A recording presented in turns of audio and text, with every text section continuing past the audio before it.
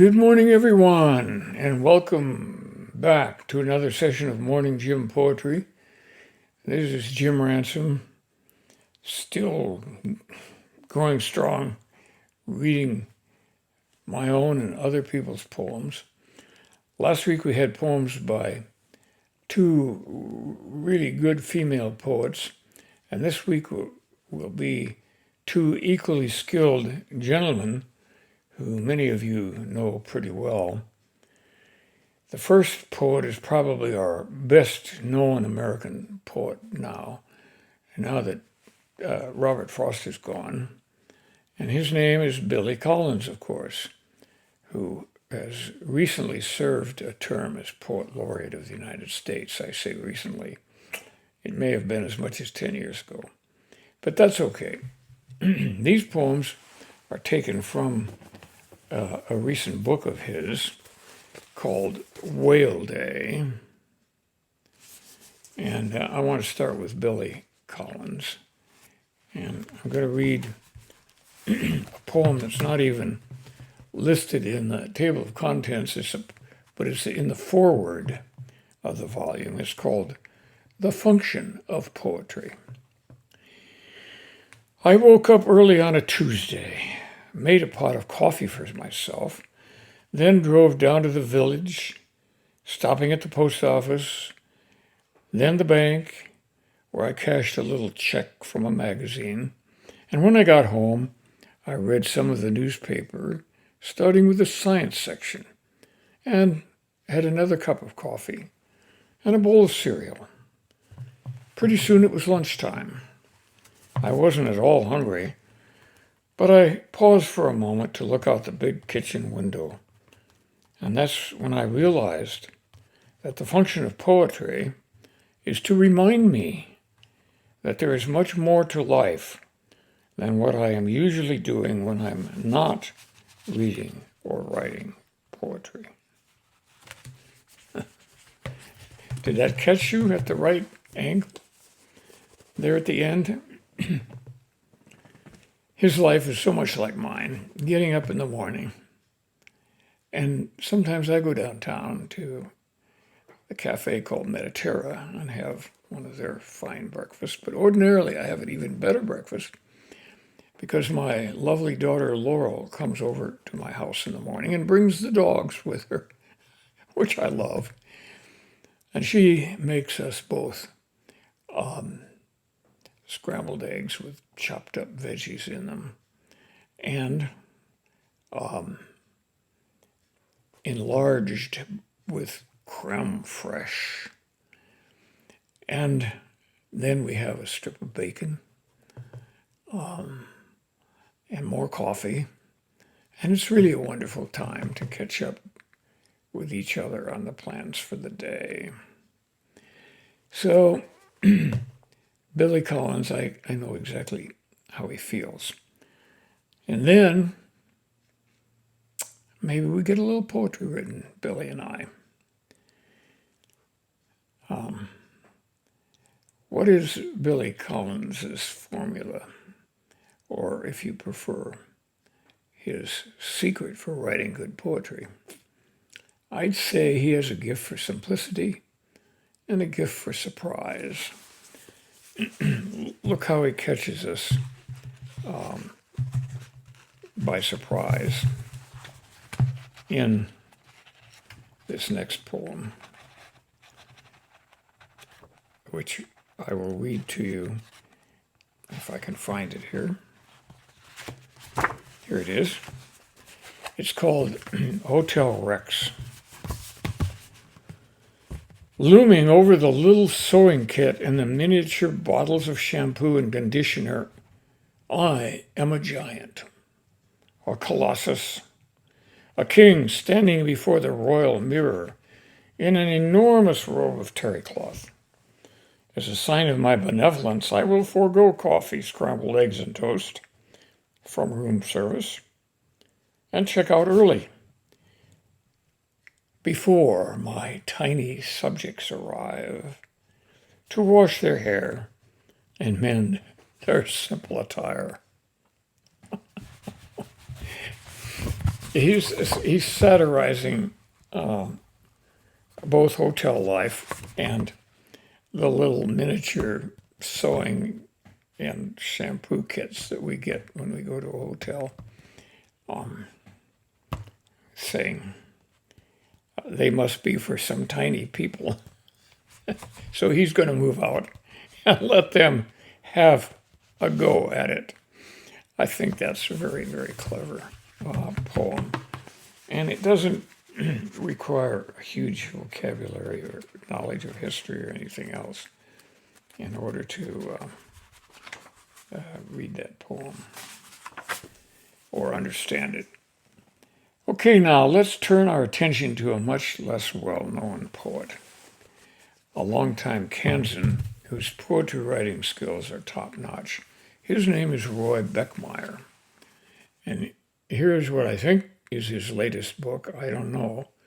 It's been a while since this book was published. Maybe he has another one. If so, I need to find out about it and get a copy. This one is called Stage Whispers, and he's got a lot of poems in here on a wide variety of subjects, and they're very, very good poems. The first one, if I can find it, is called Emily Baking. And it's after a national public radio piece on an Emily Dickinson recipe for coconut cake, which they were flogging or flacking on their program. Excuse me. I wonder if her house dress was white as flour, if she jotted lines of poetry by wiping her finger through the dusted table, if the dough rose like the images in her head, if her recipe books had stanzas scribbled on the margins, verse with meter measured as accurately as ingredients, if exotic words came smelling of coconut, if the heated glow of the stove had her wiping her brow with her apron, slant rhymes already swirling behind her eyes like butter smooth. I think that's a very well-crafted poem. And and you can see that it's based on a very simple subject, but put together with a lot of clever detail. And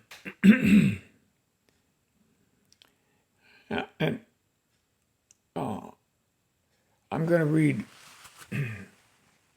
another poem by his. It's called The Couple Who Once Lived on This Farm. And I think he may be referring to the farmhouse where he and his wife still live. We didn't know them, what they looked like, what they said into each other's ears as moonlight's quadrangle morphed its way across the bedroom. What she thought as she stared through the steam, poured the boiling water off ears of corn or small red potatoes, how he scraped mud and manure off his boot heels every time he came to the door, the sound grating or pleasing, depending on their moods. Perhaps we can learn from the dust on that sill. Purse your lips, blow up a cloud of particles, the thick harvest of years, the accumulation of dandruff and skin cells, talcum, the dried crumbs of biscuits, pollen from mullein, from corn, from blue cornflowers.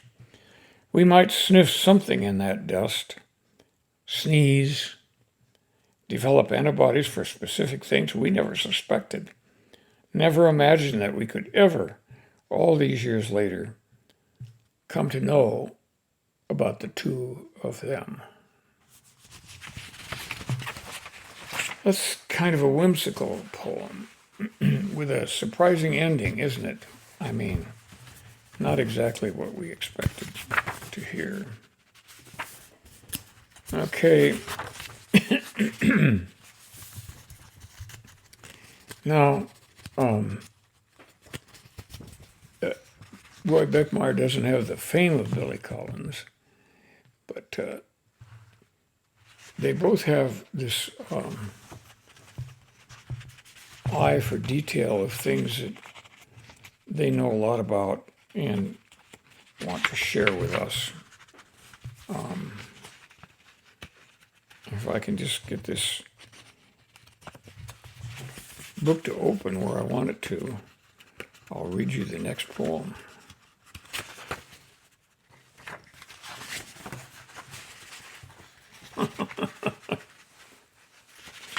Come on here, you guys.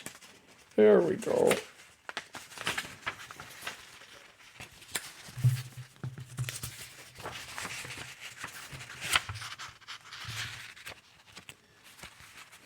I hope you're patient.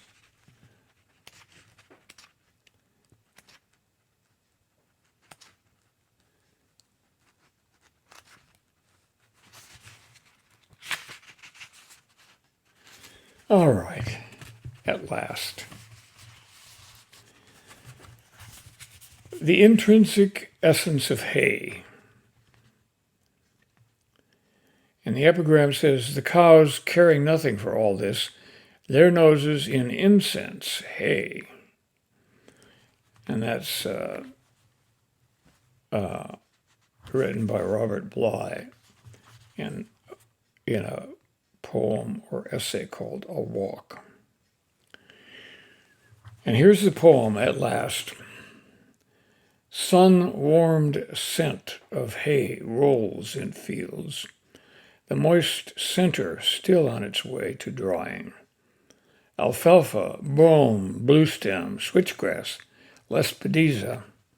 The cows sniff, lift their heads a bit, compare notes on aromas, protein stewing in the bright day, cut stems still oozing sap, green chlorophyll giving way to amber, then gold. Their stomachs rumble, their rumens run riot. Well, there's some wonderful language in that poem and also some challenges to our knowledge of ungulate anatomy, shall we say, cow anatomy. We might want to look in the dictionary and find out what a cow's rumen is. We know that cattle have more than one stomach, don't we? At least I hope we know that. It's hard to know what they teach in schools these days as we get further and further away from the countryside where we began. So Beckmeyer knows what goes into good hay, and he names all the right grasses and forbs in this short verse, all the ones in Kansas at least that make up for hay. He can make a marvelous case for why cows like hay and can make it sound so good that we may want to taste it. Well, maybe not, but at least enjoy the odor of the cut grasses that make it hay and not just a pile of dead grass. So we went from Emily Dickinson in this little reading this morning to hay and field. Just one of the many trips you can take via the wonderful medium of poetry. I hope you come back next week and we'll try to have some poems about the end of summer and the harvest season. And I'll try to have my poems a little better marked. Anyway, until then, I hope you have wonderful weather and enjoy the coming fall with its beautiful colors and increasingly beautiful poetry, I hope. Bye now.